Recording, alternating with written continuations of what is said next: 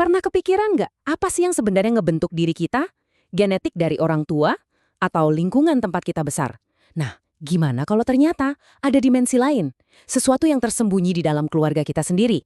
Hari ini, kita bakal coba kupas tuntas sebuah perspektif spiritual yang dalam banget. Tentang sesuatu yang kita semua alami. Keluarga. Nah, kita kan sering dengar ya perdebatan klasik nature versus nurture. Bawaan lahir atau pola asuh. Tapi gimana kalau ternyata dua-duanya itu cuma sebagian kecil dari cerita besarnya? Materi sumber yang kita bedah kali ini bilang ada faktor ketiga yang sering banget kita lupain. Faktor apa itu? Kosmos, alam semesta itu sendiri. Jadi, oke, sebelum kita ngomongin soal parenting atau jadi anak, kita perlu zoom out dulu nih, mundur sedikit, lihat gambaran yang jauh lebih besar. Karena katanya ada aturan main baru di alam semesta ini yang mengubah cara realitas kita bekerja. Nah, inti perubahannya apa? Disebutnya tuh ada semacam serah terima kekuasaan di tingkat kosmik. Ini pergeseran yang gede banget, fundamental, yang pada akhirnya ngubah cara kita berinteraksi bukan cuma sama alam semesta, tapi juga sama sesama manusia. Oke, coba bayangin gini deh. Dulu katanya bantuan ilahi itu 100%. Ibaratnya kita jatuh ke sumur, terus ada tangan yang narik kita sampai atas. Beres. Tapi sekarang aturannya beda.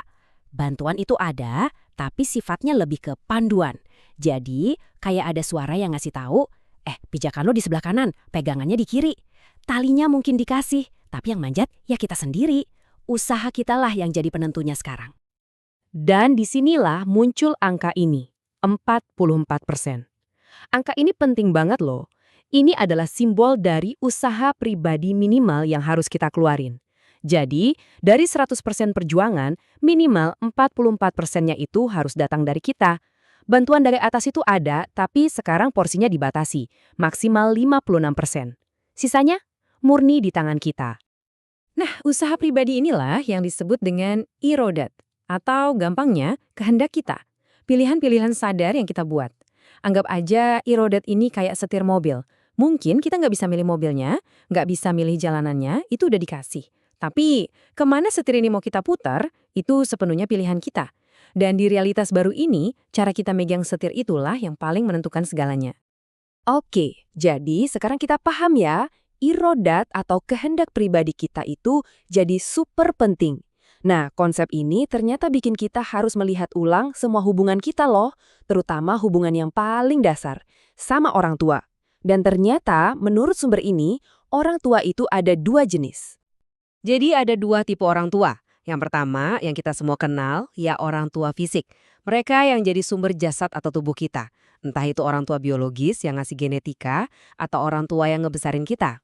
Terus yang kedua, ada yang namanya orang tua rohani. Nah, ini adalah sumber dari roh atau fitrah kita, esensi sejati kita. Begitu kita bisa misahin dua konsep ini, orang tua fisik dan orang tua rohani, kita bakal nemuin satu kebenaran yang jujur cukup mengejutkan. Ini tentang hubungan kita dengan semua manusia lain di bumi. Jadi begini, secara rohani, kita itu nggak punya leluhur. Kita semua ini generasi pertama. Titik. Jadi mau kita lahir di zaman batu atau di era digital, secara spiritual kita semua ini sebenarnya adik kakak. Satu generasi, setara, nggak ada yang lebih senior atau junior di mata ilahi. Oke, kita udah bahas gambaran besarnya di luar sana ya, realitas kosmiknya. Sekarang, materi ini ngajak kita buat masuk ke dalam, ke arena pertempuran yang sesungguhnya, di mana ya di dalam diri kita masing-masing. Disinilah semua pilihan penting itu dibuat. Coba deh bayangin diri kita ini kayak sebuah mesin. Ada 3 komponen utama. Pertama ada fitrah. Ini roh murni kita, niat baik kita. Terus ada jasad, tubuh kita, naluri kita. Dan yang ketiga, ini dia nih biang keroknya, nafsu atau ego kita. Nah, si nafsu ini seringkali bertindak kayak polusi yang rusak niat baik dari fitrah dan ngebajak energi dari jasad. Jadi, nafsu ini adalah kekuatan dari dalam diri yang bisa mengotori niat kita yang paling murni sekalipun. Misalnya, kita mau berbuat baik, si nafsu ini bisikin, biar dipuji orang ya? Atau biar kelihatan lebih hebat dari si A?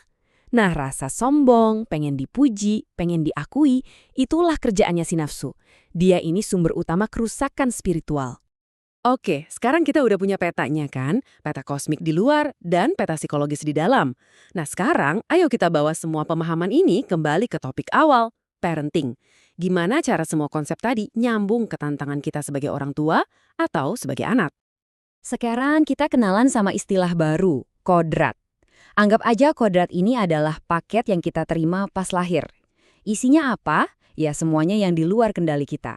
Genetik kita alias bawaan, keluarga tempat kita lahir, lingkungan kita alias asuhan. Itulah kodrat. Itu adalah titik start kita di garis kehidupan. Nah, ini bagian yang krusial banget. Lihat tabel ini deh. Apa yang jadi irodat atau pilihan sadar bagi orang tua, itu otomatis jadi kodrat atau takdir bagi si anak. Contohnya, orang tua memilih irodat untuk ngasih makanan sehat. Hasilnya, perkembangan fisik anak. Kodrat. Orang tua memilih irodat untuk menciptakan rumah yang hangat dan penuh cinta. Hasilnya, lingkungan emosional si anak. Kodrat. Jadi ingat baik-baik, irodat orang tua adalah kodrat sang anak.